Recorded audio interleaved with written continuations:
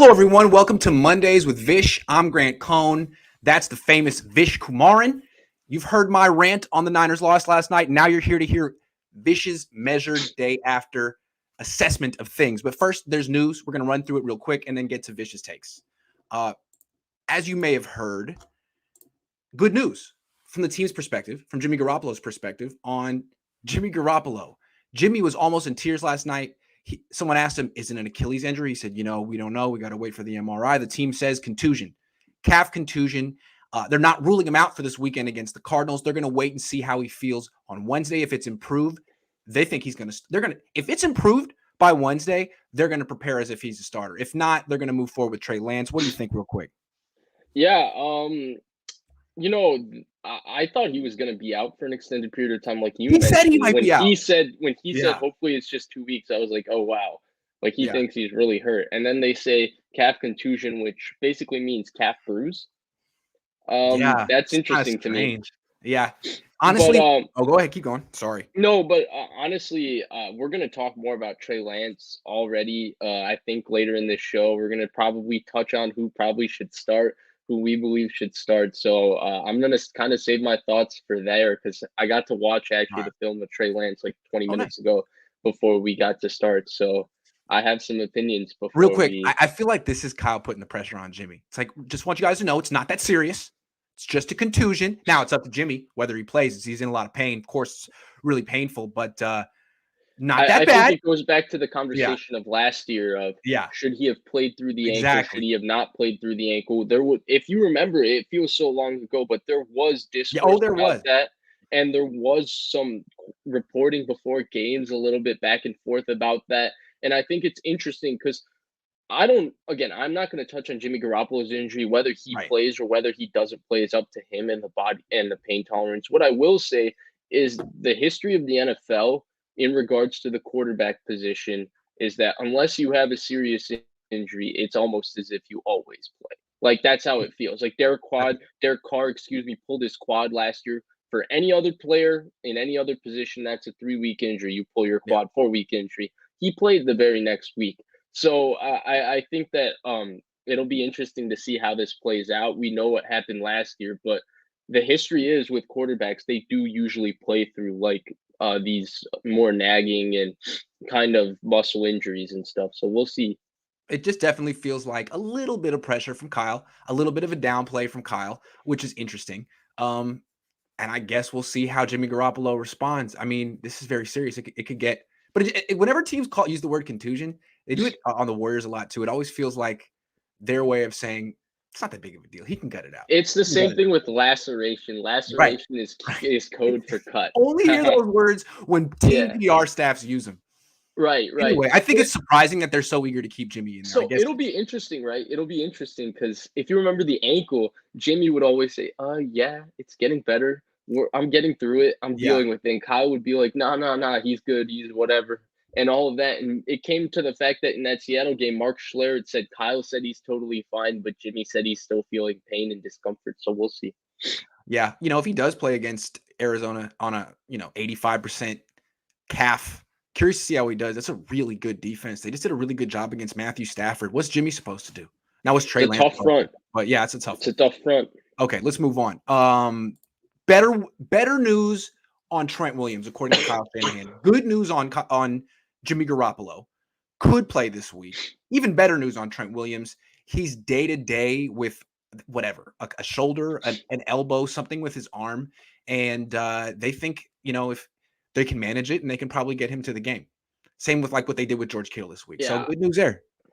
Thought this was the best news of the day. No offense, Jimmy Garoppolo also not being serious was good news. But if you told me that Trent Williams today, you came to the show and you said Kyle Shanahan said that Trent Williams had a very serious injury, I would have said, yeah, season's over. That's it. That's a wrap. Because I don't trust the depth that the 49ers have behind Trent Williams.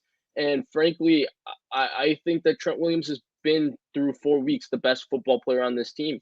We talked before the season, the most irreplaceable players on offense and defense. I think we said Jason Verrett, Trent Williams. Most irreplaceable players on offense and defense. So. Yeah. And it would be brutal. Already lost one. Trent Williams especially, they don't have depth. And It's just that a lot of the Niners' best players have not, played at the highest level every snap this season for a variety of reasons, injuries, new scheme on a little bit change of scheme on defense and stuff like that. The one guy who has is Trent Williams. He was quietly having another all-time Hall of Fame left tackle season. He was dominating the entire season in both run blocking and pass protection. So if he had gotten hurt, I would have basically said, "Yep, all right, time." This year, I can't even look forward to the draft. Like, what am I going to do with my life for the next 6 months? But I'm very glad that it's not that serious, and I think that it puts, if Trey Lance does start, it gives him a much more fair opportunity against Chandler Jones and J.J. Watt this weekend. Yeah, if Trent Williams doesn't play this week, the Niners really have no chance to win this game. I think it's interesting. I would start Sudfeld. Oh my God, that's a good point. It seems to be the Niners' expectation is Trent Williams. He should be able to get this one out. And it seems like their attitude with the high-paid captains on the team is, look, we're paying you a lot of money. I mean, you can make this sacrifice for us. George Kittle did it last week. He's probably going to continue to do it. During Alex the game. Mack, they're probably going to play through injuries all year. And so now it's Trent Williams' turn. And, Williams he generally misses games every year. If he could play 17 games this year, that would be huge for this team because they're not out of it yet. And I think the same expectation is there for Jimmy Garoppolo, even though everyone thinks they're trying to move him out and replace him with Trey Lance. I don't see that. And I think they're like, hey, man, it's just a contusion. We really want to win. And we still think you give us our best chance to win. So what's up? I mean, and they can sneak up on Arizona too. It's a division game. It's a team they know well. The same way Arizona snuck up on the Rams, with the Rams coming off the high of beating the Bucs, everybody anointing them. This is the week everybody's going to anoint Arizona. This is the week that, even though Kyler Murray has been right there for everybody in the MVP conversation, this is the week that everybody will start, going a little bit maybe overboard with Kyler Murray. So the Niners could sneak up and catch him at a real good spot right here if they're all healthy and ready to play. But we'll see. I mean, we thought they'd be ready to play against very, very bad Seattle defense. Yeah, after a letdown loss. Yeah. Final piece of news. Robbie Gould is going to be out for a while. Not good news here. 3 to 5 weeks, could go on IR, bringing in kickers Tuesday for workouts. Robbie Gould is one of the Niners' highest paid players. He's one of their core players. They made a big investment in him, feeling like he's, not quite Justin Tucker, but maybe in the tier below. Or, Hightower talks about him like he's one of the best kickers of all time. They work together in Chicago. He is. Yeah. He probably is one of the best kickers of all time, but he's also 39 years old. Right. He's very inconsistent above 50 yards. Right. I think that signing Robbie Gould, honestly, is one of the worst decisions made by this regime, letting Robbie Gould, of all people, hold them for ransom. Remind people what he did there. Because some people might forget. Yeah, didn't he basically hold out? Yeah. Yes, and won. And got paid a lot of money for a kicker. And remember, he missed 1 game last year and 2 games, 3 games the year before that. So you can't really have your kicker missing games every year. Those games are hard to win. And you can't have a kicker who does not kick from 50 plus yards very well. That's like having a quarterback who doesn't have a deep ball in the modern NFL with things. But I'm joking. I didn't even mean to take it there. What I meant to say more or less is that you need a kicker who's consistent from 50 yards plus. I think it's a huge weapon. And for the Niners, it's difficult. Obviously, he's clutch. That's the one thing you can't measure with kickers, even though like a McCaughlin or the Tristan Vincenzo, is that his name? They both look fairly decent, and they look like they had more powerful legs. You can't measure if with 3 seconds left in the game, they can kick a field goal right down the middle the way Robbie Gould does. But at some point, for the money he's making, I think that it becomes tough for the 49ers, especially because for the money he's making, you need that kicker out there 17 games a season. Not his fault that he got hurt, but he's also 39 and getting hurt. And I'd imagine that he's going to have some nagging type thing probably every single year from now on, just because of his age and the things he has to do. So, Yep. This is not good news. It's hard to win without you. All of a sudden, the Niners are down to like the Cody Parkey level. Kickers off the street. Now, Bears been dealing with that for years, right? Do they have a good kicker finally? I think I don't follow the Bears. No, they have what's his name? They have Cairo Santos, I think. Oh, okay. Okay, we got a few questions, and we're gonna start. Then we're gonna let Vish get into it because this is Vish's show, and Vish has a lot to say. Lone Wolf says, Grant and Vish, as a fan, I don't know how much longer I can watch them waste time of Trey Lance chasing a phantom Super Bowl. What is it going to take? It's a fair question, man. If they start Jimmy Garoppolo this week, I don't think fans are going to be happy, especially if Jimmy struggles. Which is, both quarterbacks could struggle. That's the thing. I'm not sure that they're going to really getting different results with either quarterback, but Niner fans are really entrenched on either side. And some guys really want to see Trey Lance fail so they can be like, look, I was right about Jimmy and Trey. And some people, I don't know what it is. Some people want Trey Lance to play badly so that they can say, see, Trey Lance wasn't ready. And my point is, like, do you know, and I see people saying, do you know the pains of going the ups and downs? And I want to retweet these people, but I refrain myself by saying, do you know the pain I go through every Sunday? They're not growing pains with Jimmy Garoppolo. It's just pain because he's grown. It's grown pains. Grown. I like that. Grown pains, which make them, that much worse. That Niner guy. So can we talk the conspiracy theory that Jimmy was never hurt? Felt Kyle pulled him, and because of the terrible play off the game script, man. No. I can see why fans would think that, but I don't see it. I mean, there's a clip of him getting stepped on, and he was like almost in tears after the game. Nah, Jimmy's not that good of an actor. No. And originally, I thought there was maybe something to it, but if there was something to it, then they would have had a plan of something they're going to go to with Trey Lance. True. And they didn't have a plan of something they were going to go to with Trey Lance, which means it was never in the cards. It almost feels like he went to Kyle and was like, look, man, I can't do that. I can't go. I wanted to go. I can't go. And Kyle's like, okay. All right, you tell me now? Okay. All right. That's kind of how it feels like Jimmy, might have been ashamed. Maybe I'm reading too much into it, but wanted to go, tried to go, obviously has the stigma of getting injured all the time. Maybe felt ashamed about it at first. And then finally he's like, I can't do this. I don't know. So I wouldn't say I wouldn't get that deep into it. No, I'm calling it Niners upset cards 31-27. What a story that would be. I wouldn't be mad. I like plot twist, and this team fell apart fast last year. I'd like them not to do that this year. So I actually have thought about it that way. And I also mentioned, the psychological thing of how the Niners they're on their lowest of lows right now. And the Cardinals are on their highest of high, and you can maybe catch a fast one on them. Mm-hmm. I just don't know how the Niners are going to be able to play with the Cardinals outside the numbers. They're way too fast and explosive outside. Emmanuel Mosley has played really well this season, but DeAndre Hopkins, AJ Green, Christian Kirk, and Rondale Moore are a different animal. And right now, I know a lot of 200 yards against the Rams, right? Murray. When I first started on this show, I know people know about my well-documented man crush for Matthew Stafford, but I think Grant knows this, that my other favorite quarterback, it just doesn't come up in the NFL, is Kyler Murray. And when I first started doing this with you, I used to say that, Kyler Murray is better than Garoppolo and he's a top 10 quarterback, and people would get all up in arms. I don't know if people have watched him this year. He's making a lot of NFL players look silly. He's right there with Patrick Mahomes. I mean, they play a little bit differently, but wow, those two are probably one. I mean, it's him, Mahomes, and Josh Allen. He's the freakiest athlete in the league. Freakiest athlete, yeah. Because even Mahomes can't move like that. No one can move like that. He's Michael Vick. He is Michael Vick. He's Michael Vick plus Aaron Rodgers. I mean, his arm he's so much more poised of a passer than Michael Vick ever was. I mean, wow, he's so good.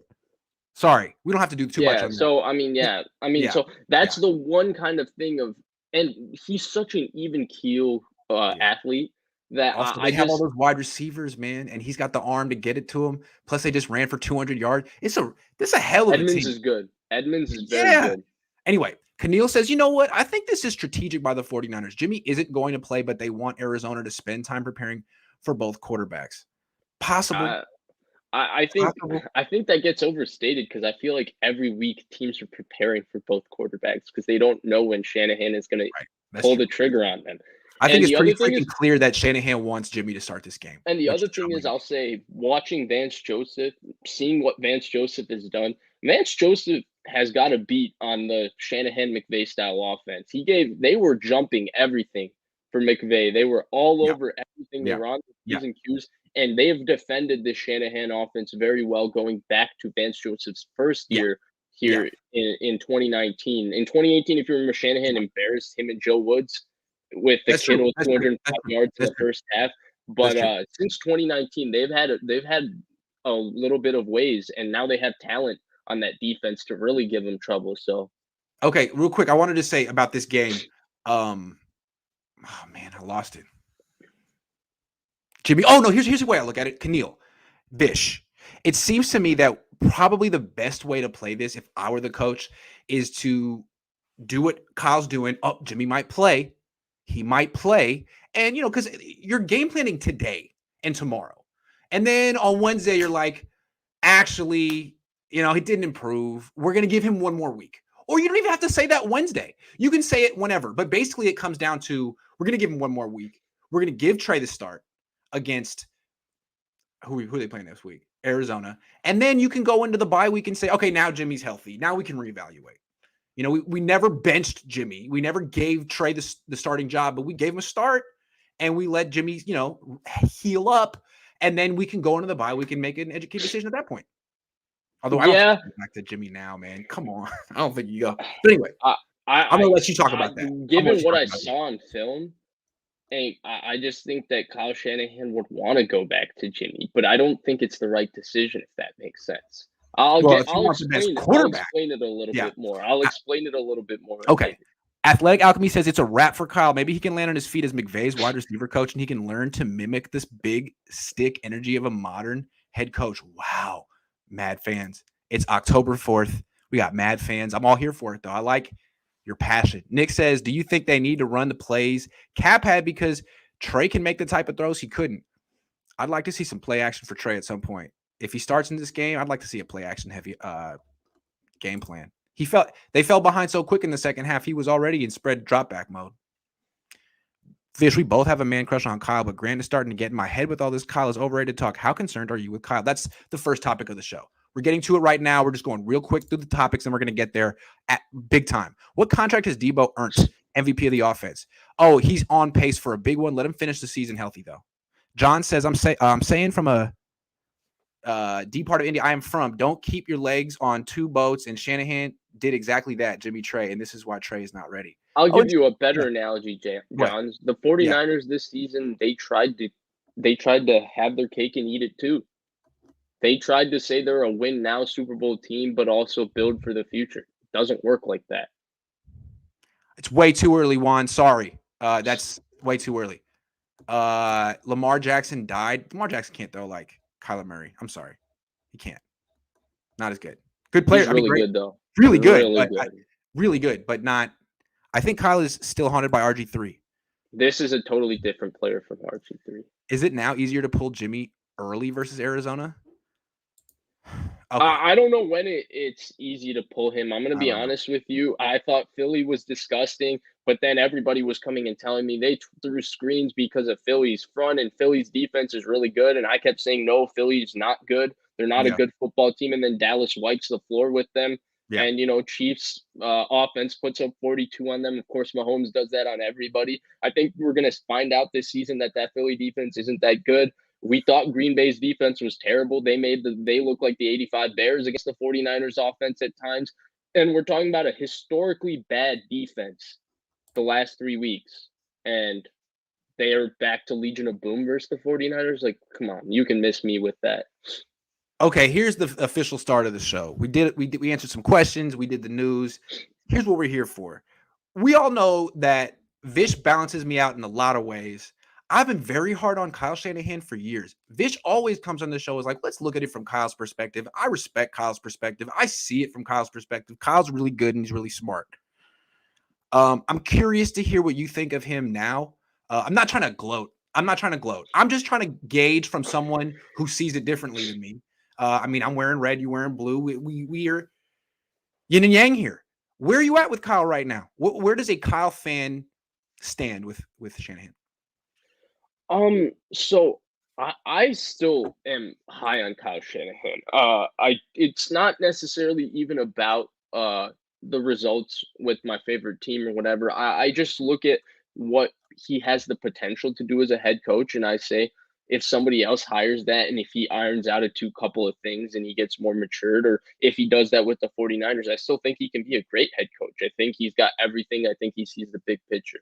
Where I'm at with Kyle Shanahan, though, is I'm very frustrated. And where that frustration stems from is the quarterback position. We're 5 years into the Kyle Shanahan experience, and we're still up in the air with what that is. And that's really the frustrating aspect of this, because the idea was that, and I wasn't one of the people who said this, but a lot of people who love Kyle Shanahan as much as me kept saying he wanted Kirk, he didn't want Jimmy. He wanted Kirk, he didn't want Jimmy. Just wait till he gets who he wants. Just wait till he gets who he wants.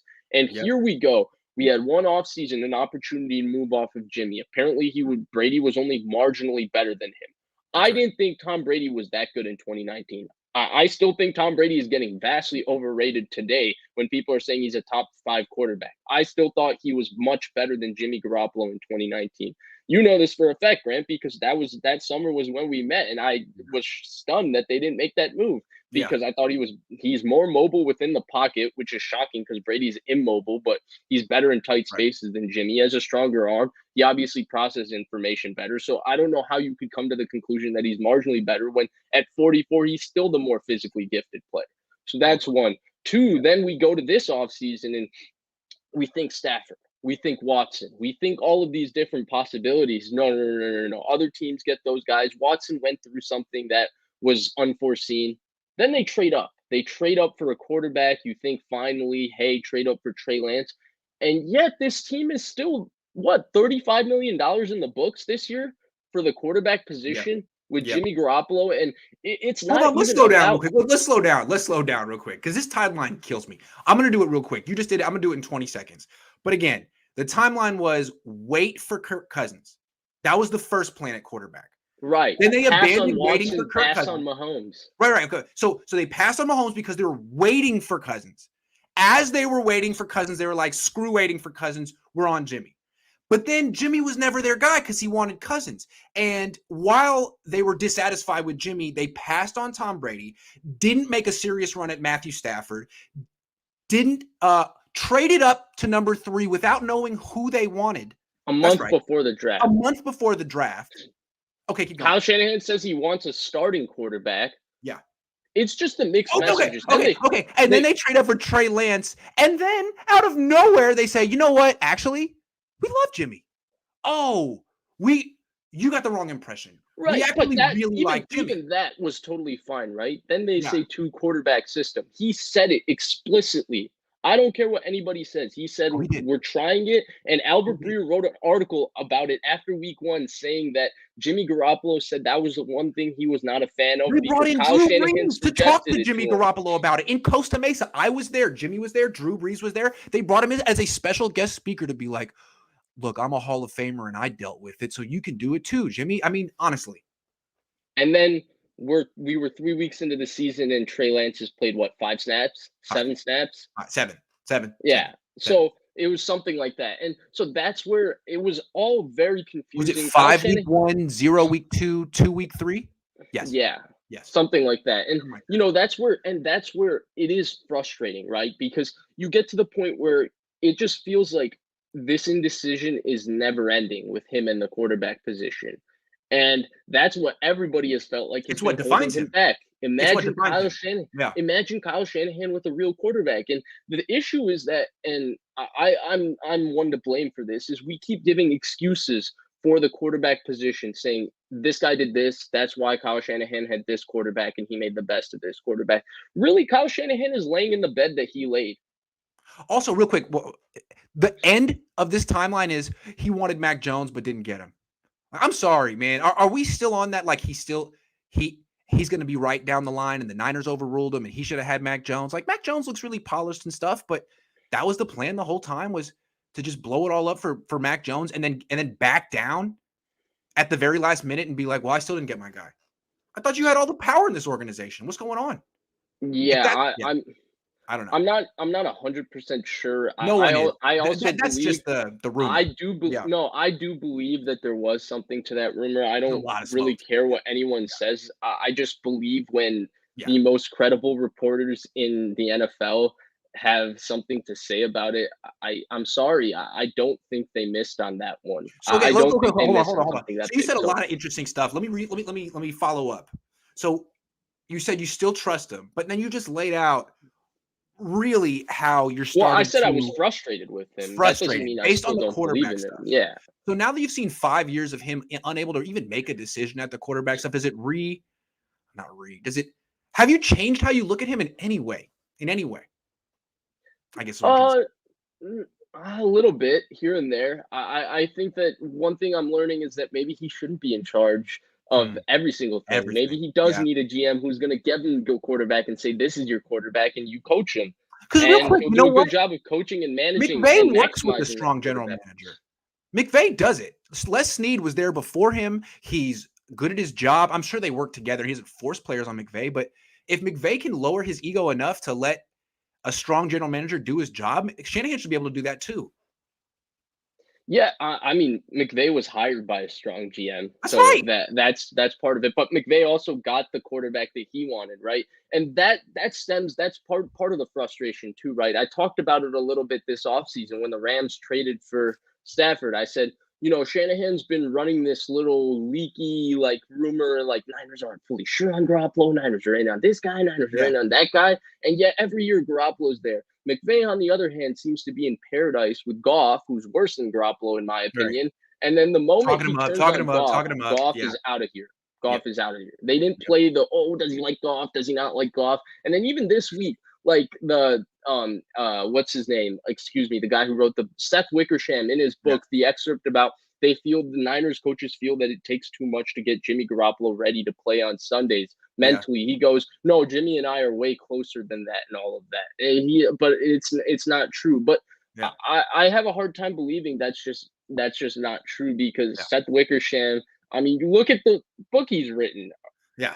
I mean, he's the most. Yeah. All right. Okay, Kyle. So look, I think I understand that you're still a big Kyle Shanahan fan and 2 losses isn't going to change anything, but you're starting to look at him a little sideways at this point. Like, dude, I mean, look, real quick.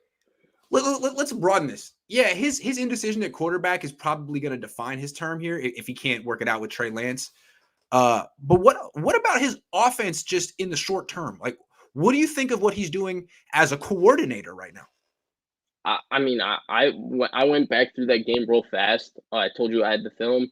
I thought there was one call that was really, really egregious.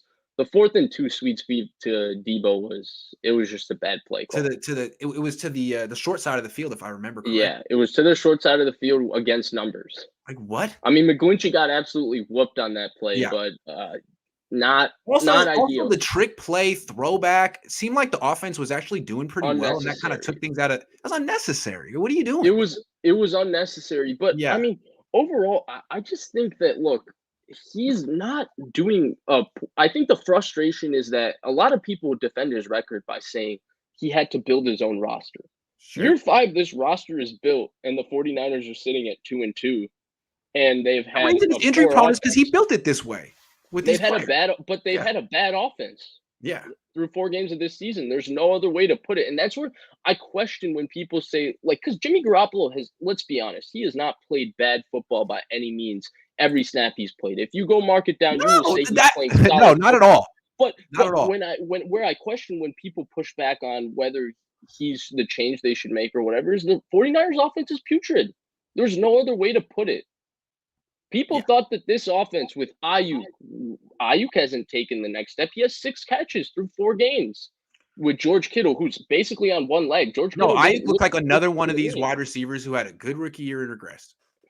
And the issue is that they've invested in this offense heavily the last 2 years. They paid Trent Williams the big bucks. They signed Alex Mack. They traded up for Brandon Ayuk. They drafted Deebo Samuel. They drafted Trey Lance. They drafted Trey Sermon. They drafted Elijah Mitchell. They have put the beginning of this regime put a lot into defense, and they built this defense up. The last couple of years, it's been a heavy investment in building up an offense, and it's not a very good offense at this point. And that's where I am frustrated with Kyle Shanahan, but I'm also frustrated with this entire regime because I feel like their misses are starting to add up. It's not just the misses, it's the assets they gave up for these misses. I got a comparison for Kyle. What do you think? What is it? Throw this at you. Now, their schemes are different. So don't get caught up in that. Their schemes are different. Just their end result. Adam Gase. The reason I say that, They built their reputations with Hall of Fame quarterbacks, or definitely Hall of Fame in Gase's case. Then they become head coaches. And what Gase in particular, both of them are getting known for is not necessarily developing. I mean, just Gase did a bad job with Tannehill. And I was curious to see what happens with Garoppolo later on in his career, but he's only gotten worse from what I've seen under Kyle Shanahan. Gase, what do you think? That's too hard. Yeah, that's not a good one. That one doesn't. Yeah, that one. I like Shanahan's system better than Gase, but in terms of their ability to develop a quarterback, lead a team, win games, I don't know. He did that in 2019 though. He did something that Gase has never done as a head coach. Good point. He developed an entire team and took it to the Super Bowl. That's true. Gase never did that, and he's never going to get another chance, right? We're done with it. Is he still in the league? No, but I'm sure he'll get rehired by somebody who knows. Hey, that's a little harsh. Gase is, 501 Club Kenny says, what do you guys think of the Ravens type offense now?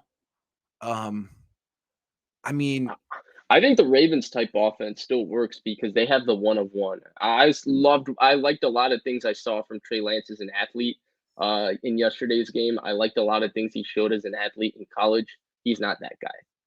Lamar Jackson is the one of one. And Greg Roman's a very clever run game coordinator. He incorporates the quarterback in the run game better than anyone else. Grant, let me give you the best example of how special Lamar Jackson is. 2 weeks ago, I was watching their game. They ran an RPO to the left side of the field. The throw's not there, and he pulled it out, right? So the run's not there. Lamar Jackson follows the guard where the running back's supposed to go and picks up 9 yards. That's great. Yeah, absolutely. No, I love Lamar Jackson. He's really good. He's really, really good. Thoughts on Trey's pocket presence? We're going to talk about Trey next. That's the next one. We're going to go through some questions first. We'll come back to you, Jonathan, and we'll dedicate it to you. It comes down to ownership. When will the Yorks pull the plug on Kyle and John? They should have had their 6th ring long ago. Here's my question, though. I think if you're going to pull the plug on a coach, you got to have an idea of, if we pull the plug on him, we're going to hire somebody else. It can't be we're just going to go through the process, interview a bunch of random guys, and hire the next coordinator. Yeah, real quick. What Vish is saying, and what I think where the anxiety comes from is like, look, you could be justified in firing John Lynch and Kyle Shanahan, but it's Jed. Look at Jed's history hiring people. What gives you confidence that he's going to all of a sudden find the right person? Or most likely, he'll probably just flounder around and hire the next person who's wrong. I understand that. I get that. Right? And I think when you've drafted a quarterback and you have a team that you've spent 5 years building, I think we have to at least see Trey Lance play a full season before we pull the plug on the Kyle Shanahan, John Lynch regime. I just think that 2022 is the season that it comes down to. Okay, let me say something, a counterpoint. And I hear that's a good point. All I'm saying is I know they got extensions, and that really takes the pressure off unless the Yorks are willing to eat a lot of money. But the original contract was a 6-year deal. And the idea was it's 6 years, not 4, not 5, because we're not giving you much. It's going to take you that much time to build a Super Bowl contender, a Super Bowl team. Well, it's year 5. What are you building right now? Or are you on the verge of rebuilding or reloading? That's, to me, I see if our Jed, I know you got kind of excited after that Super Bowl appearance and gave him extensions, but if you step back, man, like they haven't really fulfilled their mission statement from the first contract. No matter what, right? 2022 is going to be a reload for the 49ers. They currently have 32 players under contract for 2022. If you include Jimmy Garoppolo and if you include a bunch of rookies who've been signed this offseason, right? But we're not a lot of starting players on the 49ers that have been starters for this regime, like K'Wan Williams and DJ Jones. I've mentioned them before. Those guys are not likely to be here again. So they're going to reload this team again. The question is, with the core, how much do you believe in Nick Bosa, Trent Williams, George Kittle, Deebo Samuel, that Fred Warner, those set of players, Jimmy Ward, those set of 7 or 8 players, mixed with Trey Lance, mixed with spending the money that you now have from moving off of Garoppolo to try and reinvigorate this team with a few veteran starters in a few key areas and see what happens. So that's where I think, again, it comes down to 2022 because you got to at least let it see it play out. Let it play out for one full season with Trey Lance on the field. Well, we got to see what happens the rest of the year. Let's just put it that way. It's week 5. If they lose the rest of their games, they're getting fired. But if they go 10-7, 9-8, it could be much more nuanced. That's your word. Remember, that's been your word for a long time. It could be much more. There's a lot of time. We got to see how this show plays out. The other thing is, I still think, again, I tweeted this out earlier. This defense is no longer good to carry this team in order to be able to beat Hall of Fame quarterbacks. Like, I got people angry in my mention saying, why aren't they getting turnovers? They're not that good, blah, blah, blah. They just kept Russell Wilson to 21 points at home. Look who their corners are. On the road. And with corners, Emmanuel Mosley should have started this year, and Drake Kirkpatrick, who was signed Dante Johnson on the field. All of a sudden, you want Dante Johnson to pick the ball off? So this defense is quite good. It's not as good as 2019, but it's still a very good defense, and they can beat a lot of bad teams and bad quarterbacks with just on this defense alone. All right, let's get back to answering some questions. The Jedi says, I say embrace the chaos with Trey Lance. I always like embracing chaos. Niners have potential. Everyone NFC looks beatable. Yeah, they got potential. It's early. The season's not over. It's not over. They look beatable, but they definitely don't look beatable by the 49ers. Not with the offense they've been trotting out the last 4 weeks. Oh, no, the Niners are going to lose next week. But they could beat Indianapolis the week after that. No question. Well, the Jedi says stinks. What, Indianapolis? Yeah. Yeah. The Jedi says Kyle needed an experienced GM, period. Yeah, to me, the mistake here was hiring Kyle first and letting him hire his general manager.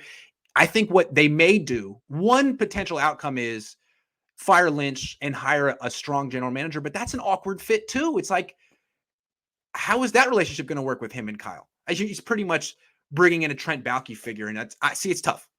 It's tough. The other thing is, the firing Lynch and Adam Peters is a popular suggestion by a lot of people.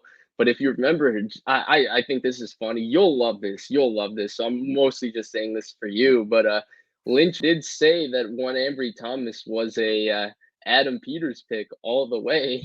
And one Ambry Thomas is having quite a rough rookie season. When did he say that? Right after the draft. He said, this is credit to Adam Peters. Adam Peters really wanted this guy. So that's great. Yeah, I think in the future, if they do move on from this regime and just totally start over yet again, maybe you hire the general manager first. I know you want a good coach, but a good general manager can bring in a good coach. Right. I think hiring the general manager is also really difficult though, right? It's not always everything for Jed is really difficult. Hiring anyone is really, I'm just saying in an ideal world, that's probably how a good organization would do it most of the time. The Jedi says, can't start rookie quarterback because inexperienced, but GM and head coach get on job training. Irony? Yes, of course, irony. The Jedi, you're killing it today. No, but this is the exact point. Like, you can't start Lance because it's up and down. It's growing pains. What has Kyle Shanahan been for 5 years? Oh, I'm talking about the veteran. The veteran quarterback who has growing pains it's up and down and has inconsistency. Kyle Shanahan had growing pains. Robert Saleh had growing pains. D'Amico is having growing pains, although he's good. People have growing pains, but Trey can't have them. Jimmy can have them, although he doesn't grow. You know why you have growing pains? To be Jets fans today. Yes. You just watch Zach Wilson get embarrassed by Fangio and Belichick. And then you watch that Tennessee game and you're like, wow, this is the happiest I've been. And you're a Jets fan. It's maybe the most miserable thing you can be as a football fan. And you're ecstatic today because you watch Zach Wilson make some throws that make you go, okay, we might have a guy that could be one of the special guys. So the first 3 weeks were worth it. Right. Real quick, we meant to talk about this earlier. Now's a great time. We were talking about this yesterday when I was driving home from the game. Look at what these other teams with young quarterbacks did. Everyone said the Niners were smart by not playing their young quarterback because the other ones were struggling. Now it's week 4, and Zach Wilson just beat the Titans on the road? Anyway, he beat them. He freaking beat a playoff team. No Julio Jones, no A.J. Brown. I don't care. Yeah, fair. Yeah. But good to know, good context, but he won. And that's big for him. And you know what? He could do that because he played those 3 games. And now they all played. They actually all played. But real quick, everyone's like, well, was outstanding on Thursday night. Zach Wilson was terrific on Sunday. Justin Fields. Hold on, let me just finish my thought real quick. What I'm saying is Niner fans keep saying, like, you develop on the bench. You develop by not playing. But we just saw these 4 quarterbacks develop by playing, and we just saw how green Trey Lance is from not playing. So can we just come back and claim victory on that one point? Because we were in agreement on that. That's all I wanted to say. Yeah, and it's not to say, right, I've been consistent on it. Whether they perform well or they perform poorly doesn't mean Trey Lance should or shouldn't start. But everybody took a victory lap because they all had bad week 3s. And Okay. all four of them just came and kicked butt in week 4. And again, it doesn't mean that okay, because they all are playing well in week 4 doesn't mean Trey Lance should be starting. It's just to point But imagine out what that Zach you Wilson go could look like in week 14. Imagine right, what you Trey go Lance through a could have looked growth like and a in week maturation 14. Yes. process, right? And again, it's not just that they started those 3 games. It's that, well, not in Justin Fields' case, but in the other 3 guys' case, they got the whole offseason. And let's compare the 49ers to the Patriots and Bill Belichick, who Kyle Shanahan aspires to be. Bill Belichick didn't ride the fence. He got rid of Cam Newton. He went all in with Mac Jones. What are they, 1-3?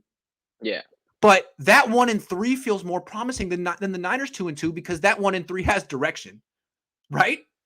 It's not. It is about the direction, but I think the issue is that the Niners traded up that much to go get a quarterback in a situation when they weren't ready to go through the process with the quarterback. The Belichick's team is built to get better throughout the season because they have a lot of new players and moving parts, and a lot of guys signed in fresh long-term deals where you expect this team to grow together.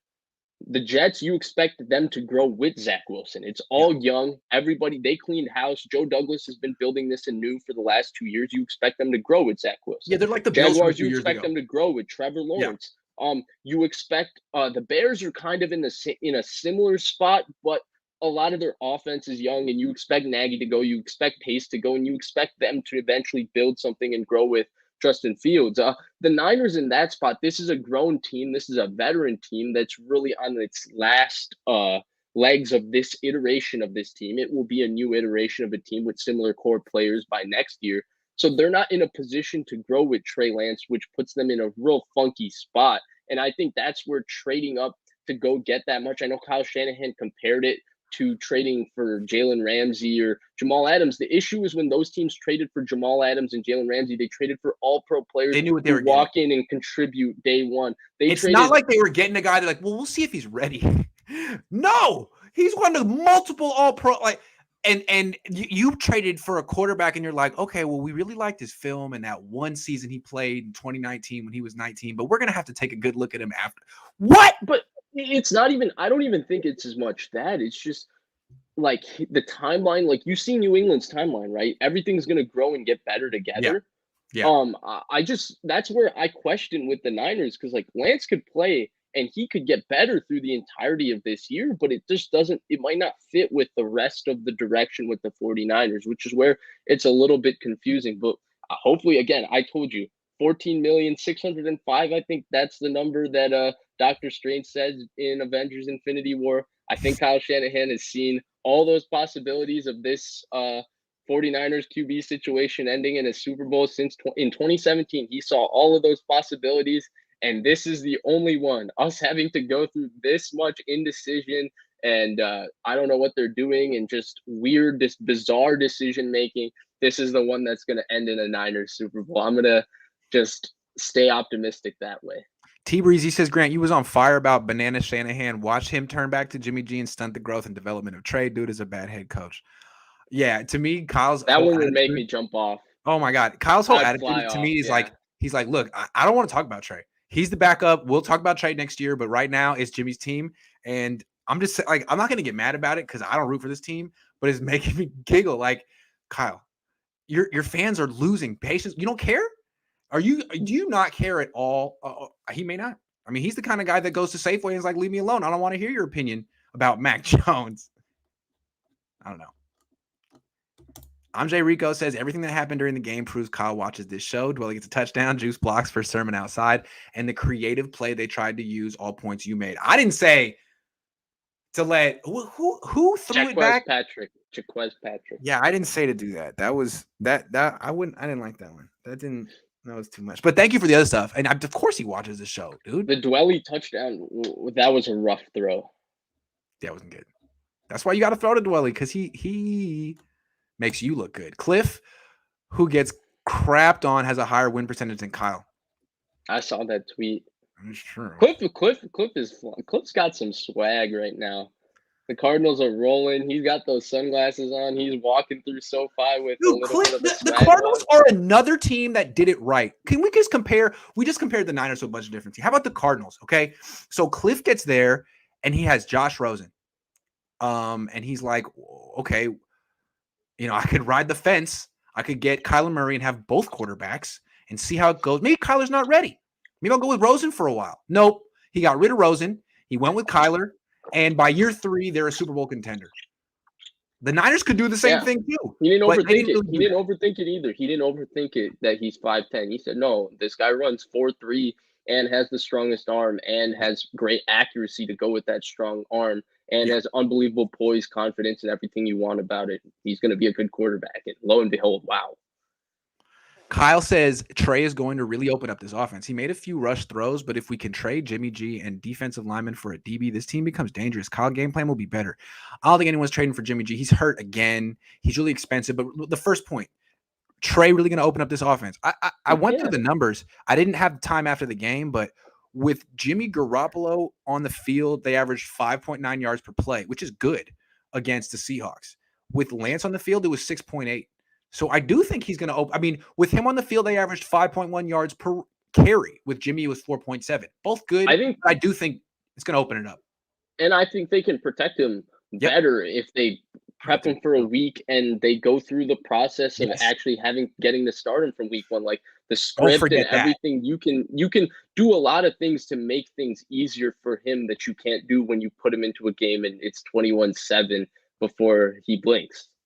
The Jedi says, last one, hear me out, bring back Jim Harbaugh. Dude, do you understand how badly that bridge was burned? And no. Can we get the next? Jim Harbaugh has not been successful in Michigan. No, he's going to blow it this year, right? He's going to blow it. Next season going to be lit. Let's go. Oh, I've been saying that for every season since 2005. That's so funny. A couple more. Delandis says, if Jimmy starts on Sunday and the offense looks bad and they lose, the backlash in the media will be on fire. They've been on Trey all day on TV. That is true. That's the scenario. If they start Jimmy, offense struggles, they lose, and he doesn't get benched, I mean, Kyle is just a glutton for punishment at that point because it's going to be like me and Vish. It's going to be open season. And I don't know why you would open yourself up to that type of criticism. I mean, at a certain point, you kind of have to bench him, especially if he's not 100. If he's not, I've seen less than 100% Jimmy play. It's not good. Scott says, are Shanahan Lynch tenure with the Niners tied together, or would we ever see one go and one stay? I'd like to see Lynch calling the personnel shots. Does he not? Who gets responsibility for these drafts? Because these drafts are not so good. You'd love to know, right? Jed might know.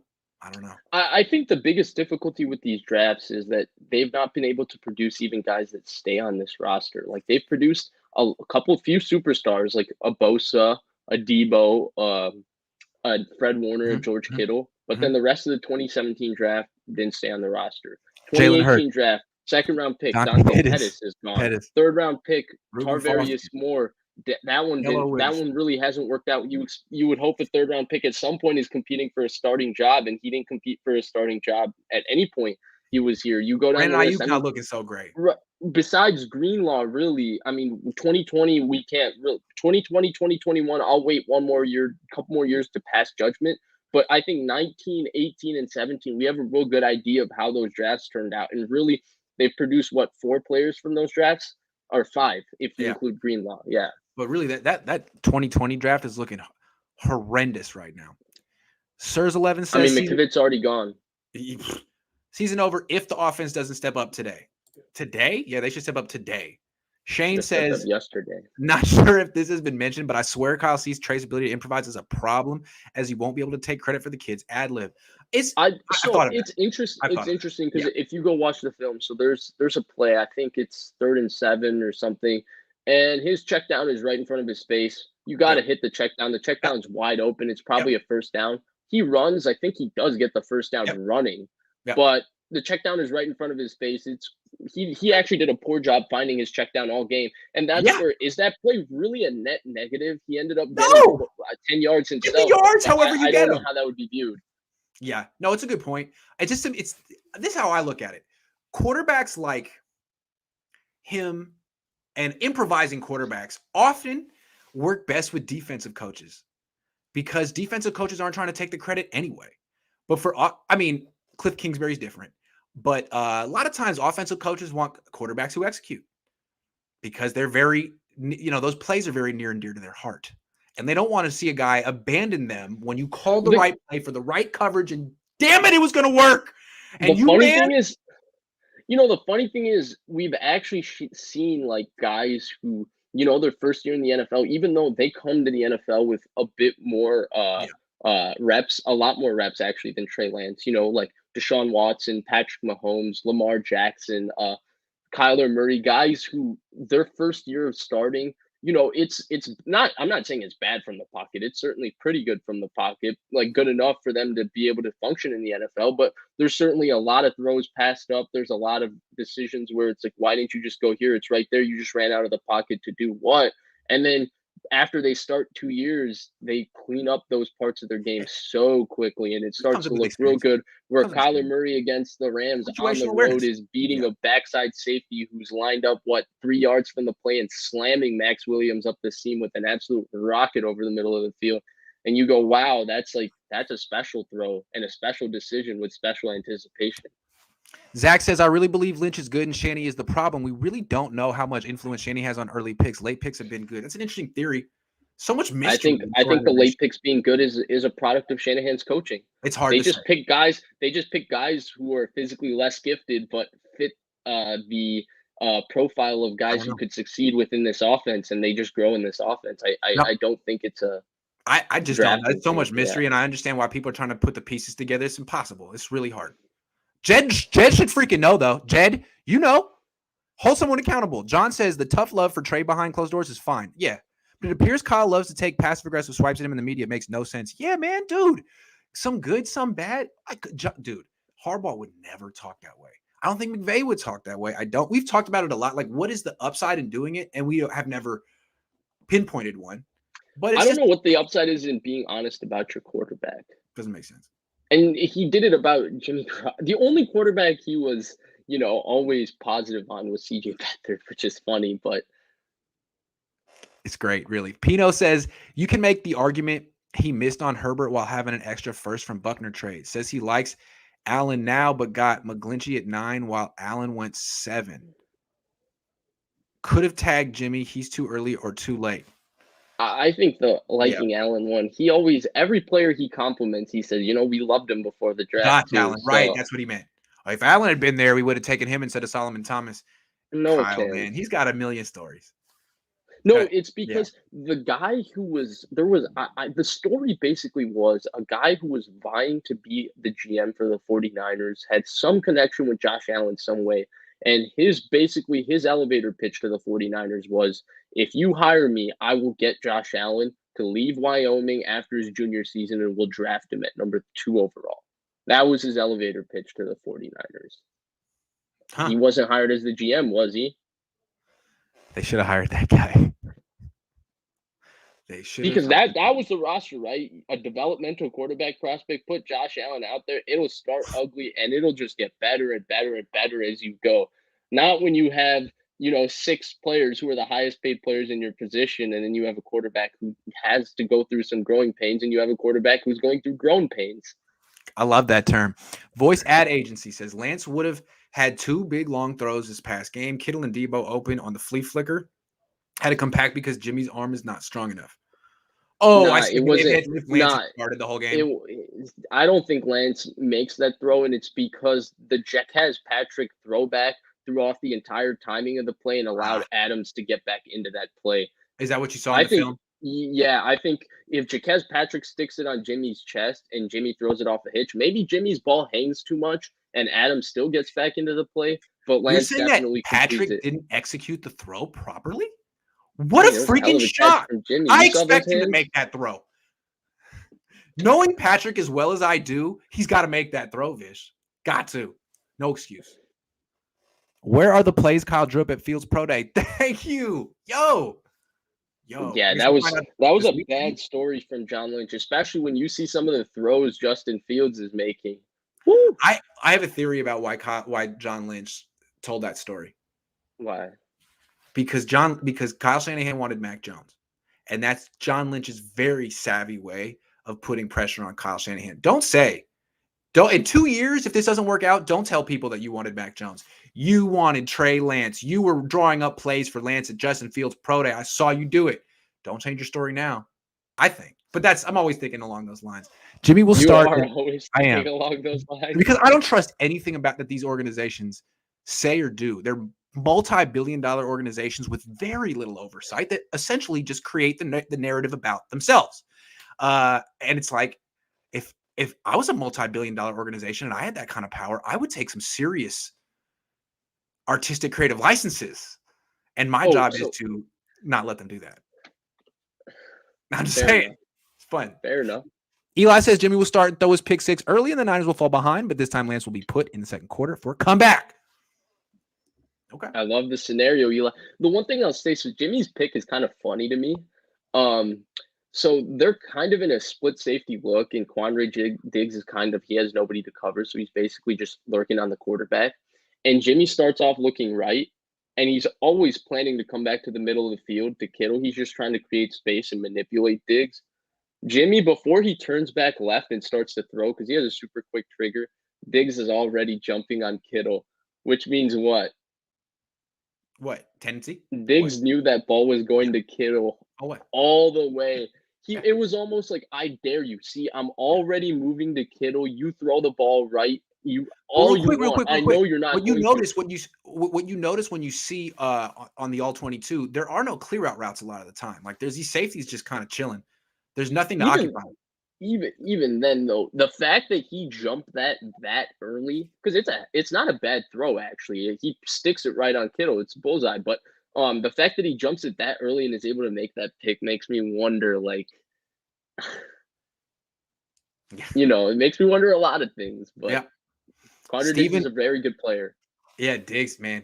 I've only been on this team. Steven says, hey, Grant, Stephen A. Smith, ESPN First Take ratings gone down. He needs a new partner. I bet you can bring ratings back up if you pair it up with him. That would be wild. That would be wild.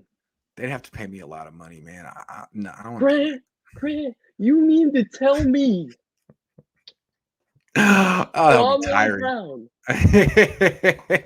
Mark says if Jimmy does have an Achilles issue and ends up tearing it, he will not pass his physical next year, which means he ties up another $25 million next season. Ooh. I don't know. See, that just seems like the kind of thing that would happen to the 49ers, right? Why do you say these things, Grant? It just seems like if any organization would let that happen to them, it's this organization. Please don't let that happen to you, Jed. Have some foresight. What do you guys think about Elijah Cooks, Nevada?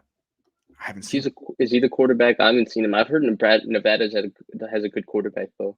Who's the best player in the Niners right now? Bosa, Kittle, Trent Williams, Warner, Debo. So I said it was Bosa this offseason. Right now it's Trent Williams. I think it's Debo. You Trent Williams is great, but Debo's healthy. Debo's off to a great start this year. And he's putting up Jerry Rice numbers. Grant, Dude, no disagreement. If we want to go the full Debo bandwagon, I'm pushing it right now. Come on, he may get hurt tomorrow and but right now, hold on. Let me just say real quick what his numbers are. Like yards per game. Where's he at? Hold on. I'm tripping. Yards per game, 122. He's leading the league in receiving yards per game. I mean, what's a guy got to do to be the best player on the team? Let's give it to Debo. Okay. I'm here for it. It. Often the Niners' best player is a guy in his third year who comes into his own. It was Kittle a few years ago. It was Warner last year. Debo this year. But he's a worse receiver than Ayuk, right? Not a better football player either. He's just the worst player than Ayuk. I thought Ayuk would be better than Debo, and maybe Ayuk will, because Debo's last year was quite nondescript, and Ayuk, damn. But you love to see. Okay, so basically people were like, Debo, we got a lot of questions about you, the kind of fit you are, your kind of professionalism. And he's like, oh, word. You want to know? You want to see what I can do? Boom, here I go. You'd love to see Ayuk do something like that too, as opposed to just like going into a shell like freaking Dante Pettis. So we'll see what you got, Brandon. No, but the reason I said Trent Williams and his contributions go a little bit under the radar. He's freaking great. It's just something you don't get to see. He doesn't have stats. Oh my god! So it's hard to quantify. But he's really freaking. Oh my god, he is so good. Ayuk for Dantzler Armstead and pick for Montez Sweat. Oh my God, I'll take Montez Sweat. Is he on the block? What's up with that? No, I don't think you'll think Montez Sweat is that good if he played for the 49ers. I'll take him over Eric Armstead, but that's just how I feel. Chris says I'm a member. Thank you, Chris. Mad Designs Gaming gives me $5. That was very generous of you. I'm trying to go quick so we can get back to Vish's show. Everyone is down talking Trey when they were in love 3 weeks ago. Let Trey develop. Forget Jimmy. Trey should have been starting day one. Agreed. We're going to talk about Trey in a second. Give Vish's honest assessment. There's nothing to lose. Play Trey. Very simple. Jimmy had enough chances. Chains are not moving. Yeah, they actually the ball moved better with Trey. If Trey has a Cap versus Bears game next week, Shanahan will look like a genius. I think Kyle is low-key excited to flex his play calling. He should be. I would be. I mean, the whole play action passing game could be a lot of fun next week if they commit to it. Multi-billion-dollar organization that put inexperienced CEO and CFO in charge. Let me introduce you to JED. Well, I mean, it's what he is. So what does experience matter when he didn't have it? Trey reminds me of Deshaun in the pocket. The way they get out and move around. Okay. I'm not going to go that far because Deshaun's kind of like a savant with that, but I felt that Trey really improved as the game went on, just at not getting sacked. Like I that's thought a he good improved step for him, not getting across the sacked. board as the game went on. It was like a little bit of just throw him to the wolves and see how he survives. He showed he can survive. It's like, I still am more athletic than most of these players, even though it's a big step up and it's a faster game. Like I can protect myself. I can run away from him. That was good to see. Tony says Kyle should let Jimmy rest for the week to get to 100% healthy. Over the bye week and use that opportunity to get Lance's feet wet. That's exactly what I said. You can draw out the mystery, but don't play go back. This week. What? They can't go back. You can't. You can't. Once they can't go back. No. But no, wait. But like, let's say it like this. Jimmy doesn't play this week. Trey Lance starts and throws 11 interceptions or something. And he does something so egregious that they can't play him again. They'd be like, well. Jimmy, we were going back to Jimmy. Although honestly, but they should roll with the growing pains just like the Jets did. I'm in Chicago right now. Once you start that rookie quarterback, it's Caesar crossing the Rubicon. You can't go back and forth. Yeah, you cannot go back. Unless you want to get fired. That's where Matt Nagy looks so stupid. True. Even if you believe that Dalton is your number quarterback one in your heart of hearts, you don't need to announce that publicly. Yeah. If you go back and forth, you look like Doug Peterson. You look like Brian Flores, and that's not good. And look at Brian Flores now. Not good. He got hurt. The Dolphins look terrible, and they're not going to have a good season. And guess what? He's on the hot seat. When if he just started Fitzpatrick all year, they would have made the playoffs. And regardless of how this season goes, nobody would be questioning anything about him. That's another good coach who could get undone by his indecision at quarterback. Jonathan says, as a huge Kittle fan, I feel like he keeps regressing. Well, he got hurt week 1 last year and week 1 this year. He did. He's playing on one leg, and I thought he played a hell of a game yesterday, actually, on one leg. But he keeps having to play on one leg more and more.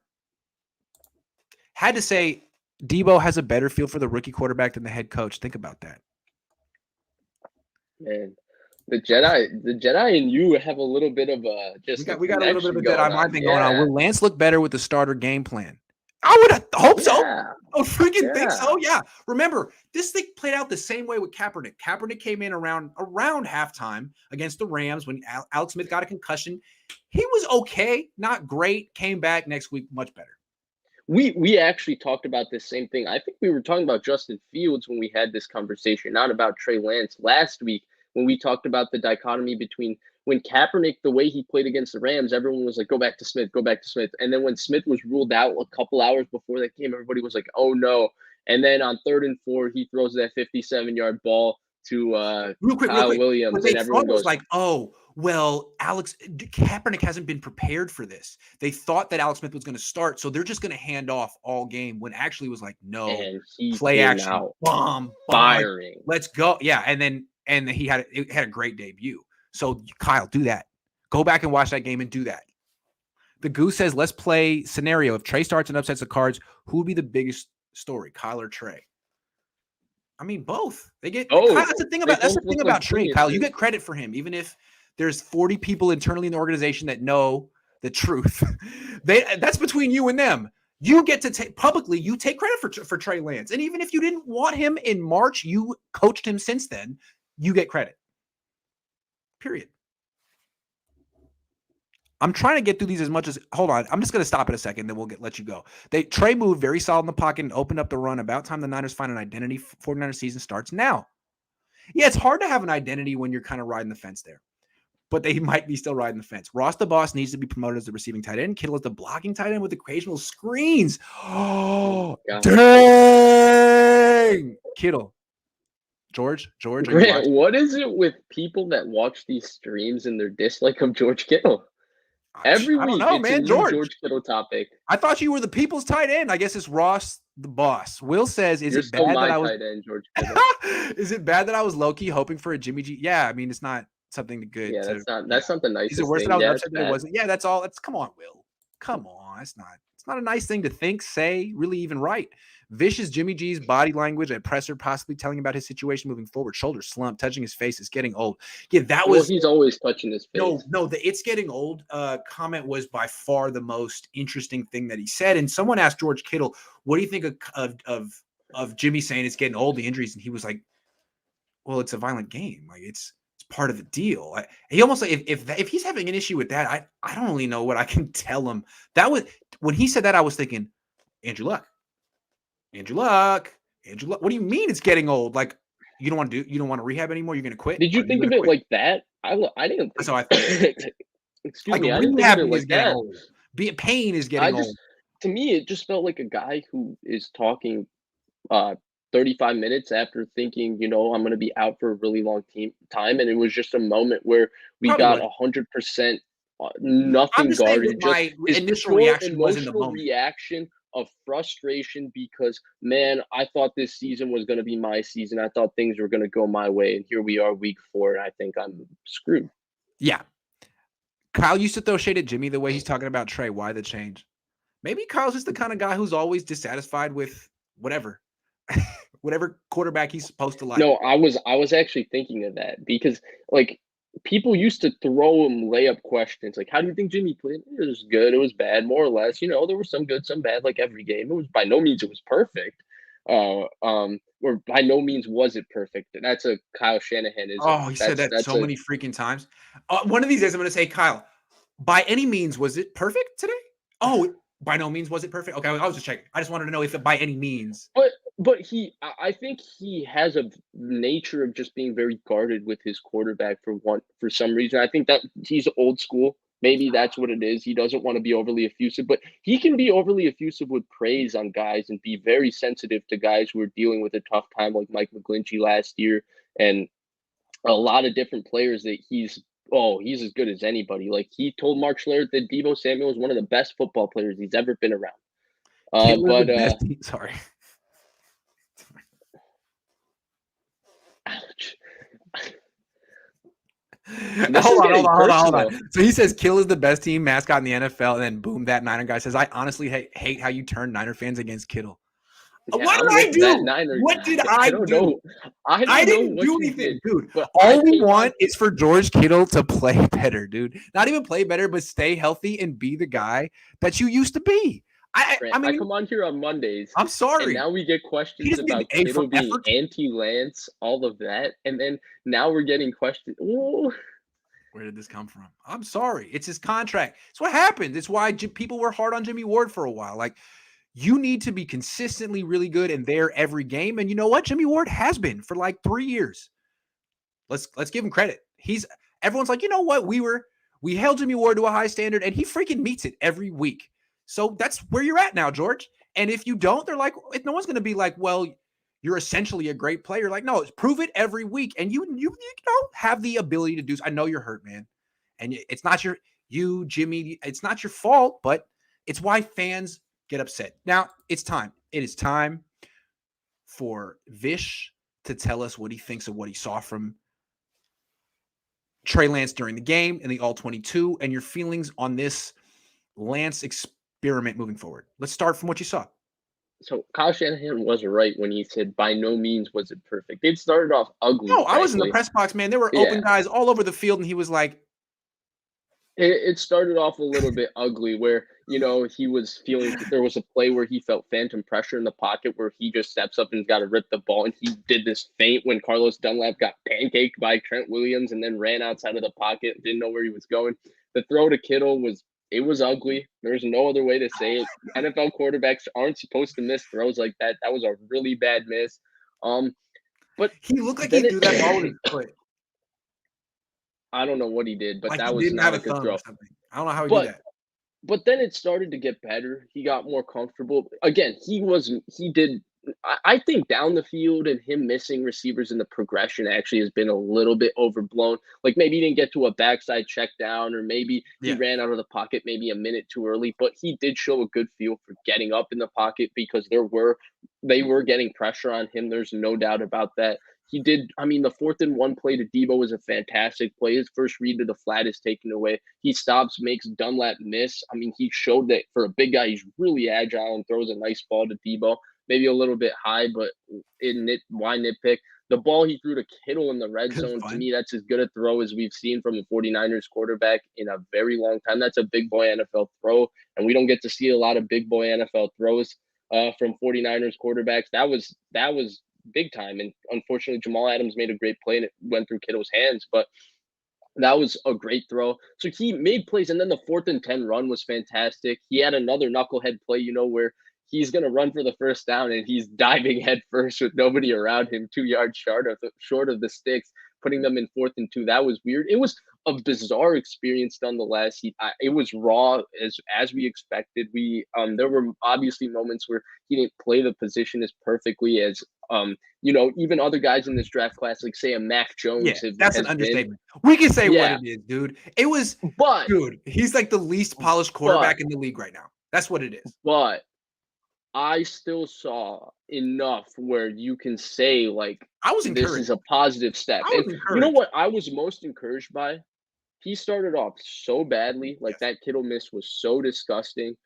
And he just got better. He kept adapting to the situation. I did not think it was a good situation. If Nick Mullins would have a bad start, he might get in his own head like, oh, no, it's going to be one. I don't know what was going through Nick Mullins' head, but we could see it snowball. With Lance, he seemed to have the confidence like, okay, that was embarrassing, but we're coming back. And I didn't think he had any – I didn't think that was really good position to put him in.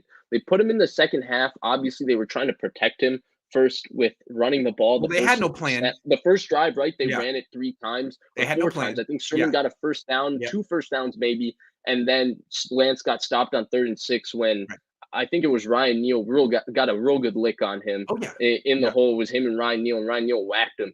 But then the next drive, they tried to make it. I want to watch the all-22 because the way I saw it from the press box is that play would have worked, but Brunskill missed a block. Is the way I saw it. Is actually they had. I went through real fast. I don't know. Yeah. Okay. Anyway.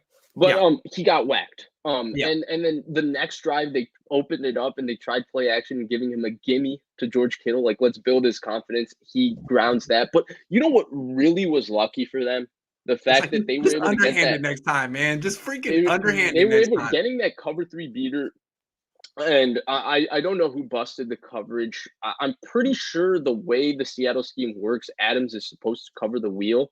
But I follow a guy who covers the Seahawks and watches a lot of their games and watches their film. And he said the way they've played that defense all year is that Adams has not covered the wheel. But the way the Seattle scheme works usually in cover 3 is that the single cornerback side, which is what Sidney Jones was, if a receiver makes an in-breaking route, he follows the receiver. And then Adams has to carry the wheel because he has to follow the curl flat defender has to carry that guy vertical. Right. Otherwise, it's a touchdown. Right. But they completely blew it. Yeah. They completely blew it. And he got it to him.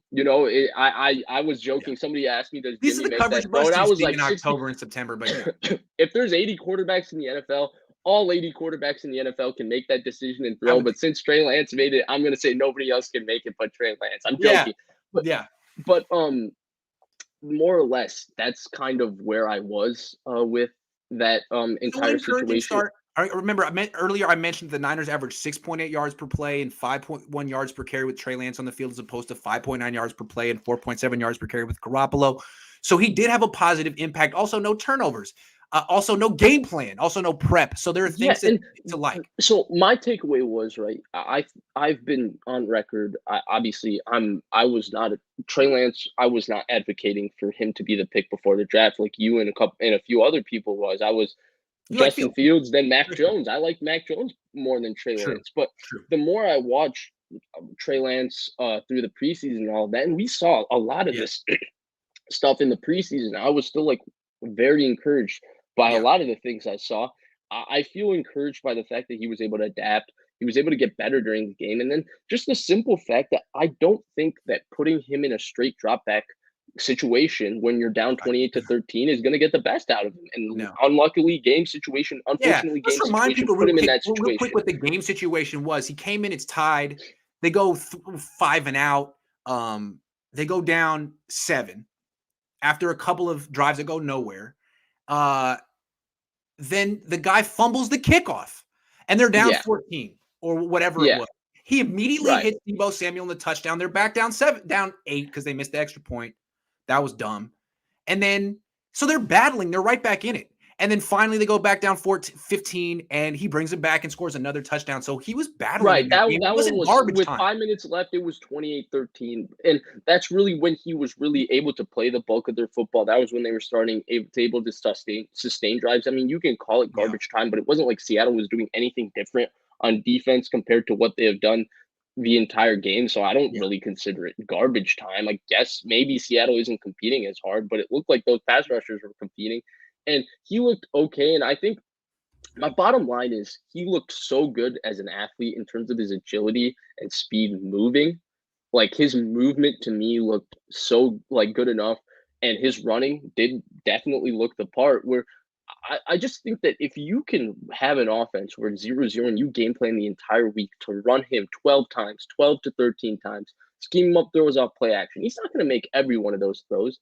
But he's going to hit a couple. Like for every throw he misses to Kittle, he's going to make the one to Kittle in the end zone that is like, okay, you can make that throw. That's a big boy throw that, other quarterbacks who hit the throw to Kittle 10 times out of 10 might not be able to make. And to me, that's really the bottom line is at some point, I think Javi Vega, I saw him tweet, rip the Band-Aid off. And I think that's a real good way to put it. Just rip the Band-Aid off because, again, you're going through growing pains with Jimmy Garoppolo already. Why not go through growing pains? And the fact that he got better in this game tells you that it's just going to keep getting better. There's going to be some bad, but it's just going to keep getting better. And he's going to get more comfortable and he's going to start reacting better. Right. Real quick. Let me just say with Trey Lance, like he's not going to be a good quarterback for a while. Like a long time. If you're expecting him to be like the kind of guy who can execute from the pocket at a high level and run around, that's 3 years from now.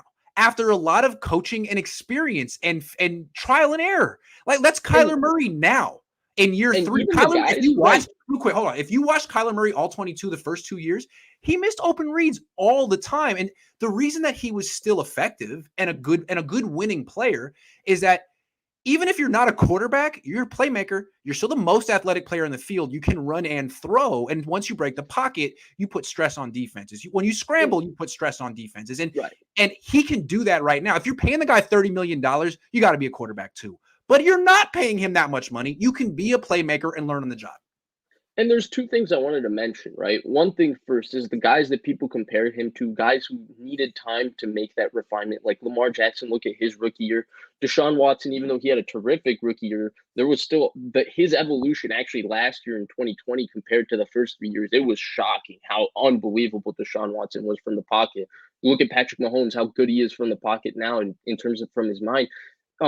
That's where I look at Trey Lance and I say he has less experience, less throws, less drop back reps than all of those guys. So it might take a little bit of it'll take a little bit. That's an unrealistic expectation to want that this year. Yeah.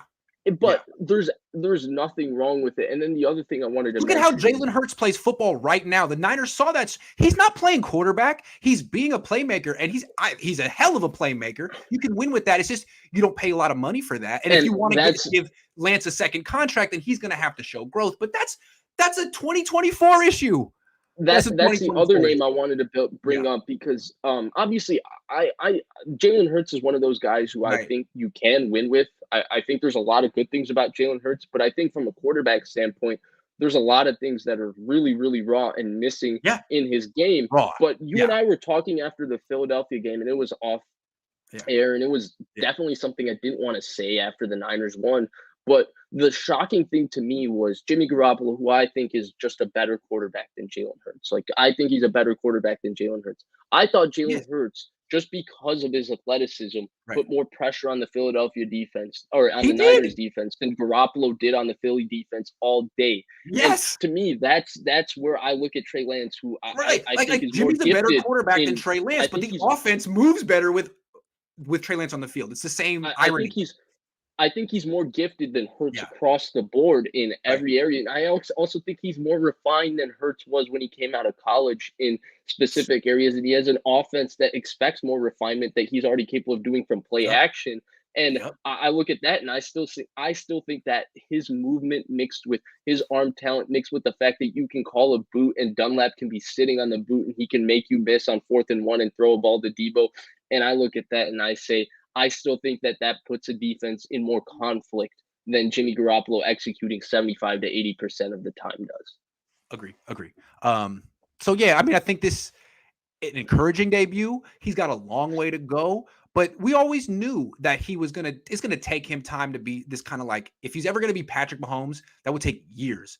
But as we've seen, the Niner fans, I mean, you lived through Colin Kaepernick.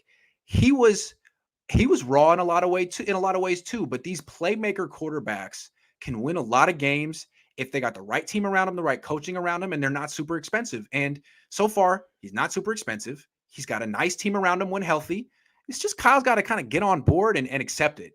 And he's being a little stubborn right now. So Kyle,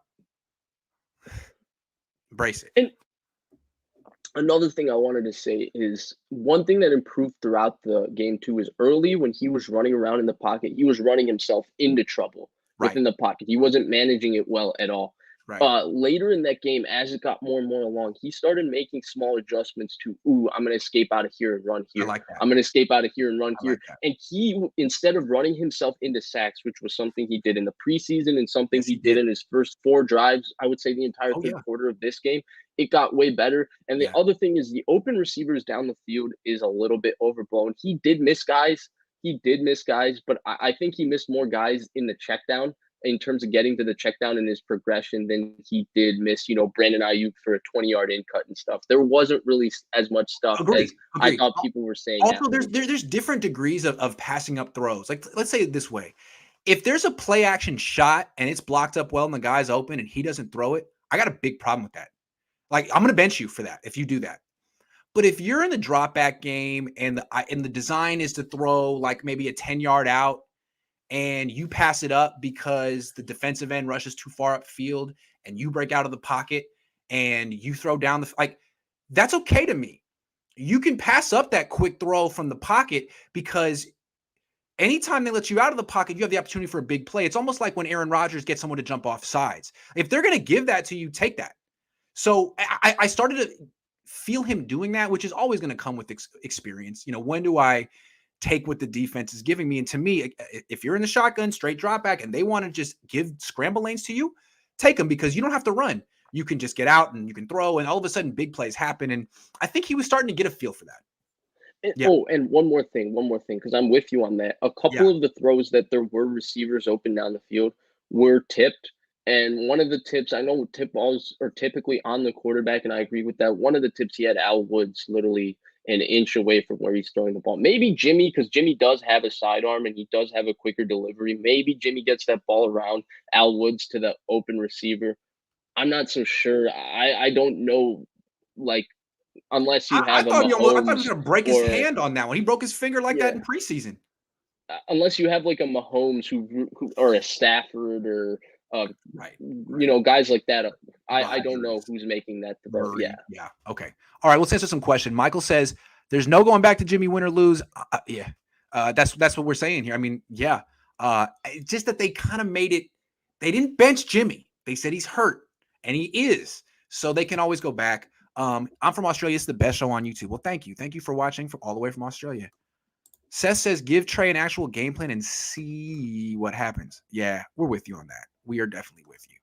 Yeah, it'll look way more refined with an actual game plan because they'll have an exact plan. And he showed in college that he can execute a plan if you tell him what the plan is. Will says he played at first like a quarterback who was told multiple times by Kyle that he's not as good as Jimmy Garoppolo. What can we expect from him being tossed to the Wolves? Yeah. Well, he did okay as the game went on. Mark says, Grant, let Vish finish the sentence. Okay, I'm sorry. I didn't mean it. Sometimes Vish can go on some real long. He can get on a roll. I'm just trying to get in sometimes. But you can get in, Grant. Yeah, no, Vish is the man. It's his show for sure. I'm not trying to take it on it. There are a couple more, I think. Man, I really got people calling him Kyle Bananahan. I'm sorry, Kyle. I'm a bully. Time to realize Trey adds dimensions Jimmy garbage doesn't possess. His ability to extend plays is the missing piece to us ascending. Time for Trey.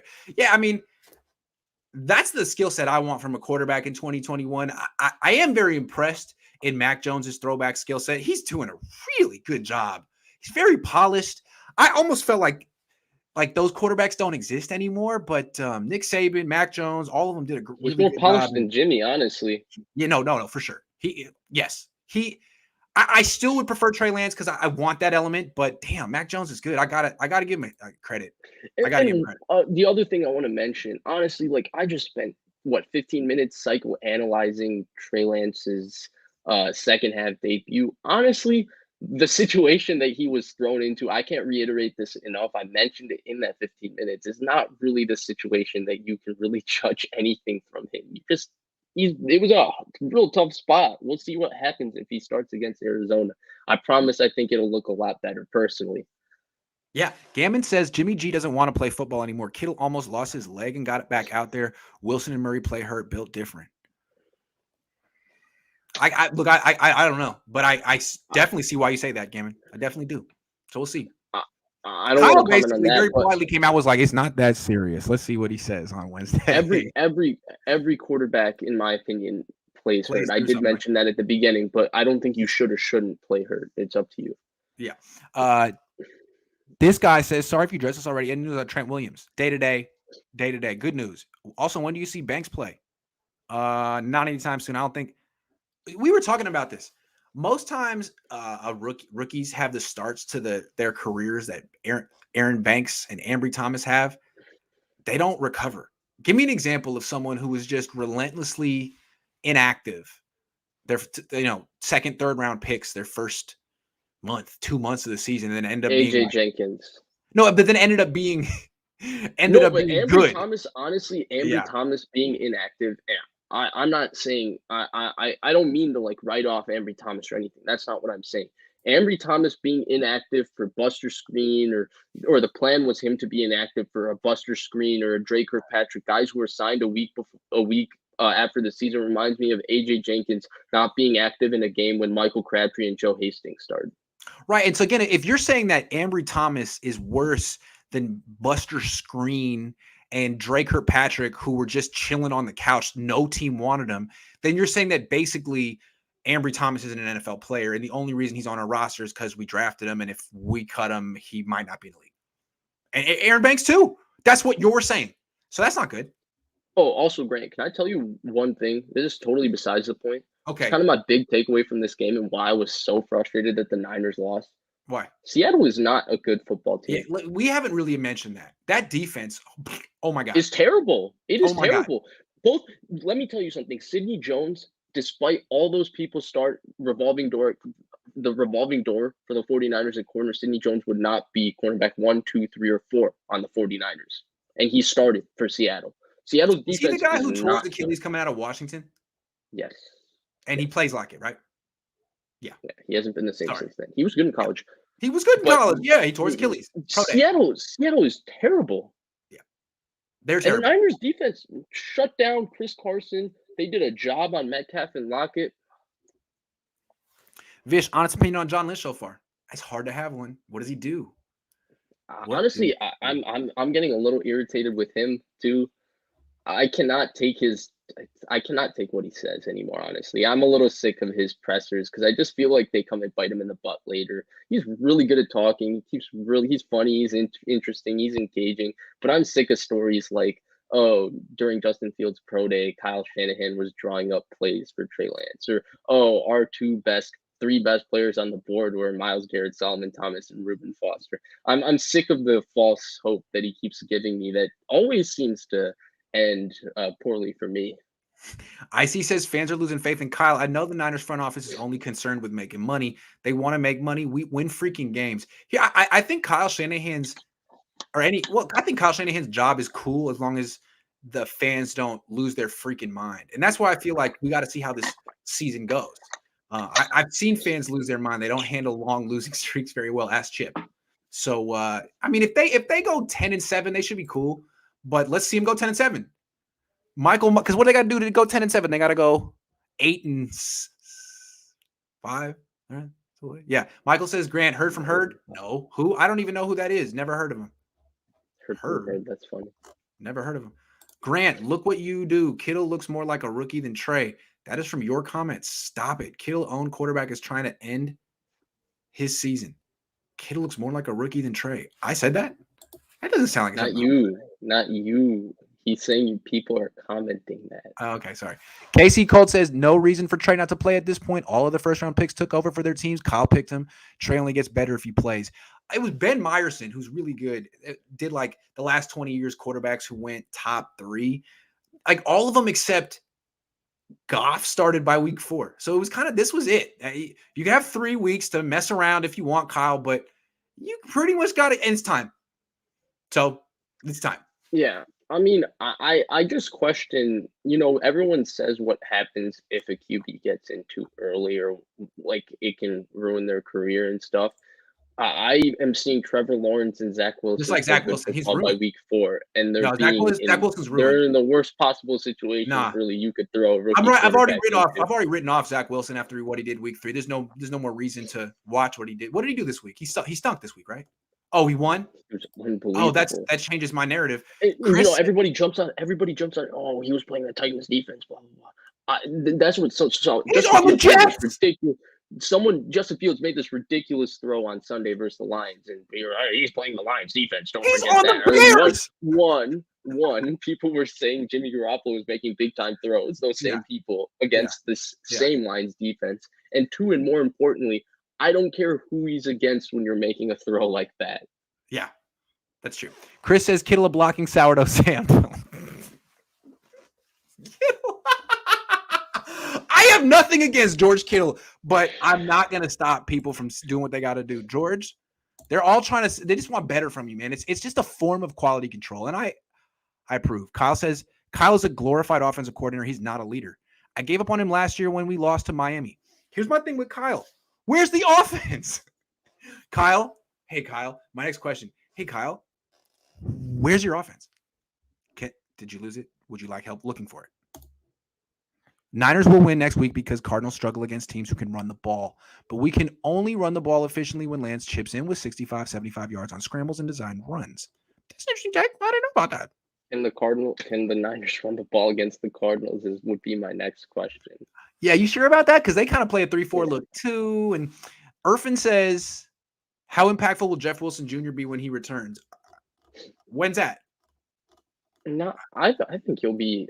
I hope so. Another thing. I hope the season isn't over by then. Trey Sermon looks exactly like the player he did out of Ohio State. Good. Yeah, man, he looks fine.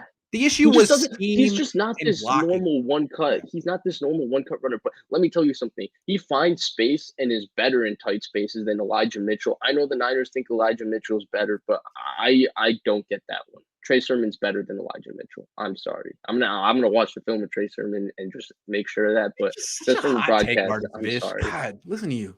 What 1 year doing shows with me and you're coming on the show saying wild things like Trey Sermon's better? Oh my God. All right. Last thing I'm teeing up for you, the defense. Take it away. It's really good. What they did. Well, that's our show, everyone. Thank you very much. It's been really good. Yeah, well, I mean, there's not much else to say. What they did yesterday was outstanding. We need to give some praise because we've been, the sky is falling over here in the Bay Area, but D'Amico's doing a good job, and the defense is good. Yeah, Bosa's really good. We knew that. Ford looked good yesterday. I know Ford's offsides makes people go up in arms, but he also had 2 sacks. You take the good with the bad. That's just D Ford. Hart, Ward, they're good. It's real tough to beat this defense over the middle of the field. Fred Warner's really good. Alshai, your flies are around all the time. With more, he's faster and more violent than Greenlaw, which is pretty cool to see because he runs around and hits. I love how Emmanuel Mosley's playing. He's playing unreal football. That play on DK Metcalf when he got beat on the double move, great route, by the way, from a guy who can't run routes, quote unquote. But for him to run back in phase and play through the ball was an unbelievably good play. It was a play that a very good starting corner makes. He looks good. Drake Kirkpatrick, he's always been grabby. He was grabby yesterday, but he played real solid. He played physical. He looked ready to play. Dante Johnson, besides the blitz when he had Russell Wilson dead to rights and got shaken out of his boots, I thought he didn't have that bad of a game. I really couldn't see the defense playing that much better. They're not good enough anymore to carry this team against Hall of Fame quarterbacks because their defensive line is the offense. And their corners aren't that good. But it's still a top 10 defense. Still better than the offense. And yeah, and I think it can give Kyler Murray trouble too next week if things go a specific way. Yeah, it's a bad matchup because Arizona, more than most teams, puts pressure on your cornerback depth because they'll have a lot of formations where there's 4 wide receivers on the field. Right. So that's tough. And then Kyler puts so much pressure on your containment, gap response, integrity, that kind of stuff, which is hard for every team, especially a team that puts Eric Armstead at defensive end, but I digress. Yeah, it is a very good defense. I was very hard on D'Amico Ryans after that one drive against the Packers, but frankly, Saleh's had those moments against the Packers too. You go back to 2017 and 2018, he lost late games because he couldn't cover Devontae Adams, right? He lost a game to the Giants when everyone knew the ball was going to go to Odell Beckham Jr., right? It's really hard, and he lost a game to the Packers on Monday Night Football when Greg Maben had to come in because Jimmy Ward got hurt. It's really hard to cover those kind of receivers when Hall of Fame quarterbacks are there. Heck, it happened in 2019 when Richard Sherman didn't play. Ahkello Witherspoon and Emmanuel Mosley versus Julio Jones. It's really hard. I know people are saying, D'Amico should make a better call. Quarters coverage, very sound call in the first play. Again, quarterbacks in the NFL, and Greg Cosell said it because people don't believe me when I say it, aren't supposed to make 25-yard layered in cuts and throw it on a rope against the best linebacker in the NFL. Grant doesn't like quarters coverage. So let's go to the last play. They did play the sound call. That's fair. You call it was a sound call. That's fair. It was. It's not a great call, in my opinion, but it's a sound call. And honestly, you can feel comfortable. You can feel good because you know they're probably going to go over the middle, but you got Warner right there. And you got freaking Ward and Tart, and you're like, well, that's the strength of my defense. Yeah, so I don't expect a quarterback. 25-yard in cuts don't exist in the NFL. Nobody else can throw them. Yeah, but situationally, fair enough. But I'm not here to argue. The second call, the second call and the second play to Adams, they did exactly what you wanted. They played 2-man. They played 2-man, and unfortunately, the two rookies didn't play the coverage correctly. I don't believe people. You got to press Devontae Adams. You got to get hands on Devontae Adams. They tried to. They know the call. Try pressing Devontae Adams. You know how many corners try and press Devontae Adams and don't touch him? Yeah, that's the thing. Yeah, that's the thing. He's like a ghost. He's like an X-Men.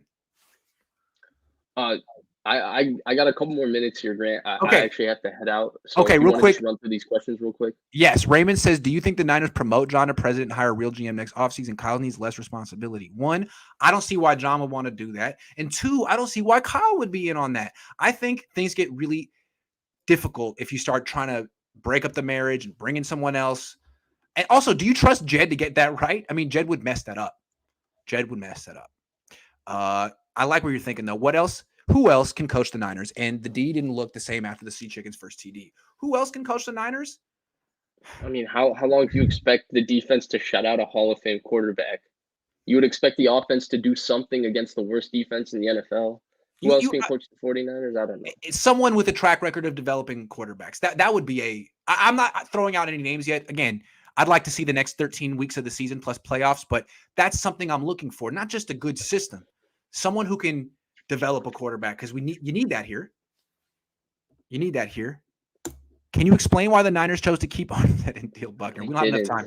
Yeah. We don't got enough time that I still cannot fathom their thinking. I think they felt that Buckner was overrated and that they could replace him, that they could get a good first-round pick for him and replace him with that first-round pick, whereas Armstead is probably underrated, and whatever they would have gotten for him wouldn't have equated what he brings to the team. I think that's what they were thinking. Isaac says, I've never seen Russ get dominated by a Niners defense like yesterday. D'Amico could have had the rest of the day off because he brought them to play. Mm-hmm. Yup. Levi's hot as hell. Wears out defense. Thanks, Jed. Thank you, Ryan. That's our show. Thank you, Vish. I know it's late over there in the Midwest. I appreciate you very much. That's a great show. These Mondays with Vish are getting long. They are getting long. Questions really extend them. Yeah, absolutely, man. All right, have a great one. Thank you very much, everyone. I'll be back tomorrow. I'll see you then.